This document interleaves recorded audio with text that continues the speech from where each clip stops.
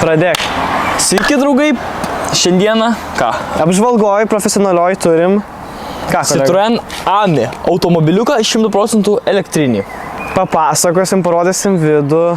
Bet šiaip, manau, matos, kad tikrai toks įdomesnis. Dėmesį atkreipiantis. Įdomesnis automobilis, ne kiekvieną dieną matom keli tokius. Nu kaip kas? Kaip kas? Nu kaip kas, bet šiaip prieš fainas tai automobilis. nematydavau. Žiūrėsim, įsivertinsim. Vis tiek kaip profesionalai daug nusimanom. Jo, profesionali apžvalga čia bus. Šiuo klausimu daug nusimanom, tai mes ir Pavažinėjom šiandien visi žiūri, daugiau negu Ferrari. Šiandien nėra ką lyginti. Liuksus visi rodo, tik tai juokiasi iš mūsų. O gal nesijuokia, gal pavydė.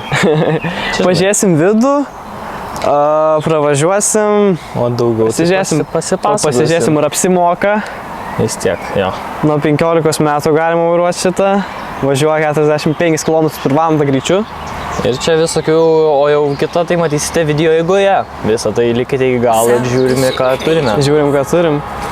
Yo, can you make that clap for me, baby? Let me see that back. Smash not past you, baby girl, car you too bad. You're too bad. You know I'm trying to get paid today, I need it cash.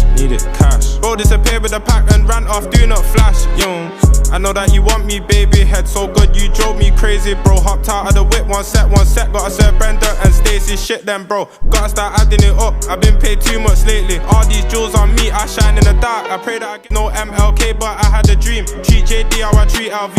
AK got that, drop 10 bags. DXT, man, rev up the wag. Ain't got bread, why lie, what's that? Do what I say, shake that back. Can you make that clap for me, baby? Let me see that back. Gerai, žodžiu, dar vienas žiauriai nepatogus dalykas yra, kad čia va yra durų užrakinimas. Ir kada jei nori užrakinti, neįmanoma užrakinti abiejų durų vienu metu. Tu turi prieiti prie kiekvienos durų, va šito daikto, šito mygtuko. Ir jį užrakinti reikia.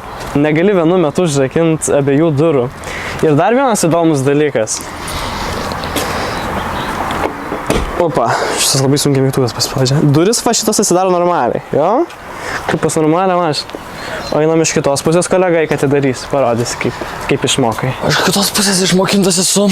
Toks pats spynelis mygtukas. Spaudi. O čia duris jau kitą pusę atsidaro. Kodėl taip yra? O tam, kad suklaidinti žmonės, kad suklaidinti. Ne tam.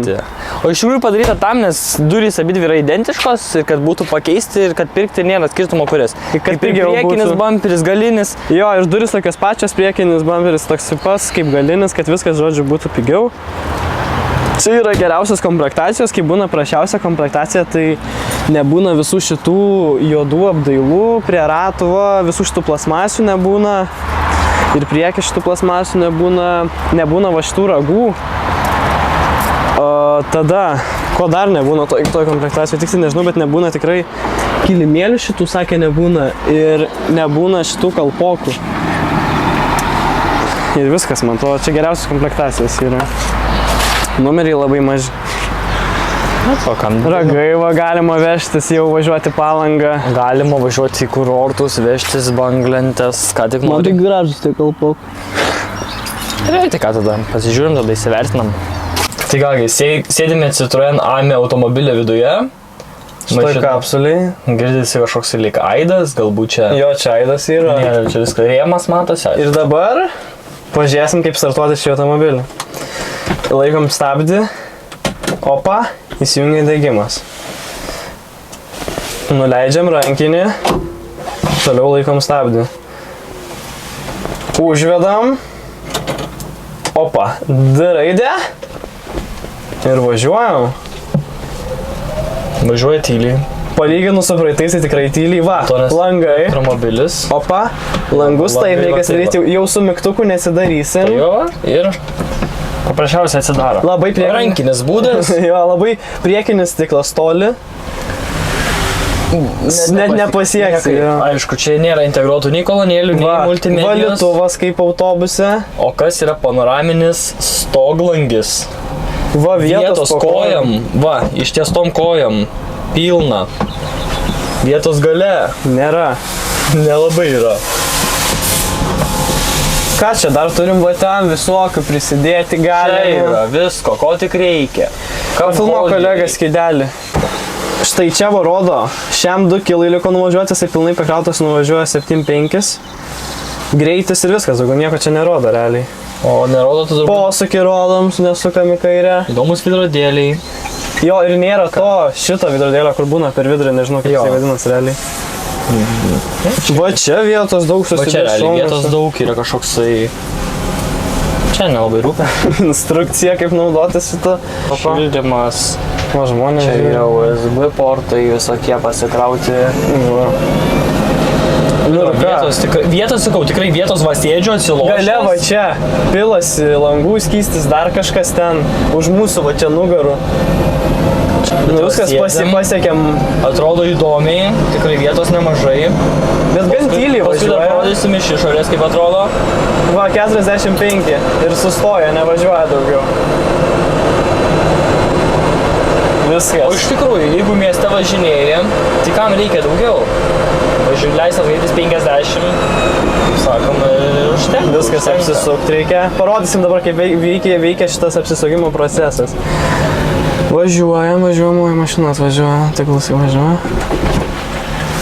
Opa, atvažiuojam, laikom stabdį, R raidę ir važiuoja atgal. Opa, nereikia jokių bėgių mėtis. Labai šiaip daug vairas susisuka, jis labai gerai suka. Jo, Stabdis, man tai įdomiai atrodo vairas toks. D raidė ir važiuojam. Nu, bet šiaip traukia tai tikrai gerai, jisai palyginus su praeitais. Takiam 5 tai pasiekia greit.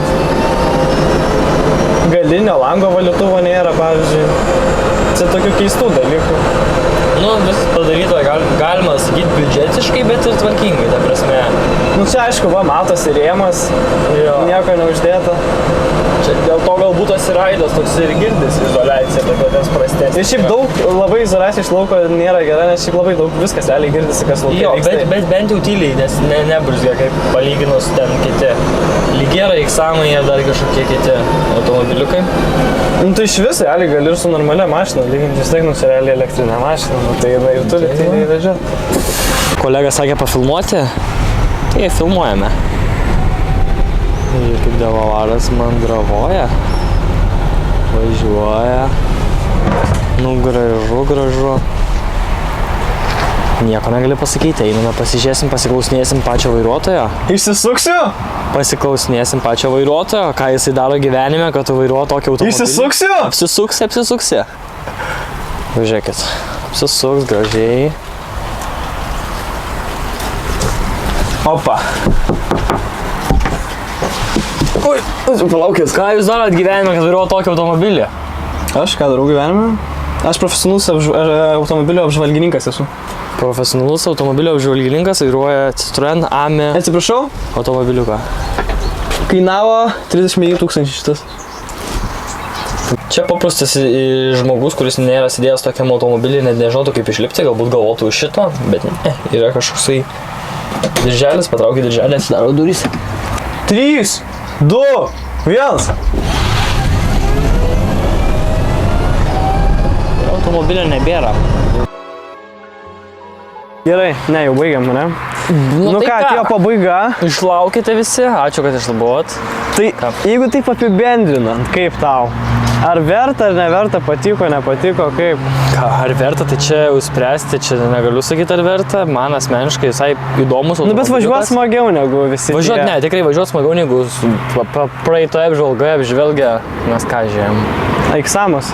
Net faktas, važiuoja. Ne, šiaip esam važiavę su kitais. Jo, šitą yra naujesnė, 2024, ne? 500 pravažiavus šitą. 500, tai sako, pravažiavus. Tai šis, kaip nauja mašina, tikrai sakau, fainai važiuoja. Vidus irgi vietos daug, aišku, bagažinės. Aišku, vidus nėra jokio karplėjaus, nėra jokių kolonėlių, realiai nieko viduje nėra, nu bet ką žinau, realiai ir nelabai ten nereikia. Bet iš vietos į vietą, čia, žinai, nekomfortiškai važinėti skirta, čia skirta nuvažiuoti ir grįžti. Tai ką, manau, tikrai man tai... Tai realiai apibendrinat ką? Tokį automobilį. EMO kategorija, tik teorija nuo 15 metų, jo kaina nuo 10 iki 12 kažkur tūkstančių. Nuvažiuoja pilna baterija apie 75 km, max greitis 5 km per valandą. Ir viskas. Ir ką tada kiek vertini kolegą vidų iš vairuotojos pusės? Šiaip vidus fainas, bet aišku trūksta visų tų Karplė visokių kolonėlių, tai kokie 7, gal 6, bet šiaip visai man patinka, nes daug vietos labai. Jo, irgi aš kaip keleivis toksai dažniausiai tenka būti. Tai tikrai viduj vietos, kaip sakėm, tikrai nemažai. Nu šiaip jo, viduj vietos tai beveik. Vietos daug, tikrai susidėsi daiktus, bet jo, kad nėra kolonėlių, kad nėra to ir viską pačiam reikia kolonėlės. Pavyzdžiui, mes įsidėjęs savo kolonėlėm. Tai muzikos, aišku, klausyti čia nėra problema. Bet realiai dar visai ir neblogai ten su ta kolonėlė. Ne, nu tai jo, jeigu vidus vertinimas kiek pas mane, aš tai vertinu 6, nes tikrai, nu lyginant su kitais, kur tai vertinu 6. Išorė atrodo. Tokia specifinė, Čia bet ją įpranti, čia sunku vertinti, nes vieniem patinka, kitiem ne, bet man asmeniškai tai... Man atrodo 7. įdomiai. 7. Galėčiau jo, 7-8. Tai bendrą vidurkį kiek dedam. Overall mašinai duodam 7,5. Ką laikinam, sharinam, subscribinam mūsų profesionalo Ir laukiam kito video, kitos profesionalios apžvalgos, arba nežinau, Galbūt realiai koks apžvalgos. kitas bus. Bet Jeigu galimai- turite idėjų, komentarai rašom, atsižvelgsim ir susitiksim kitam video. Ne.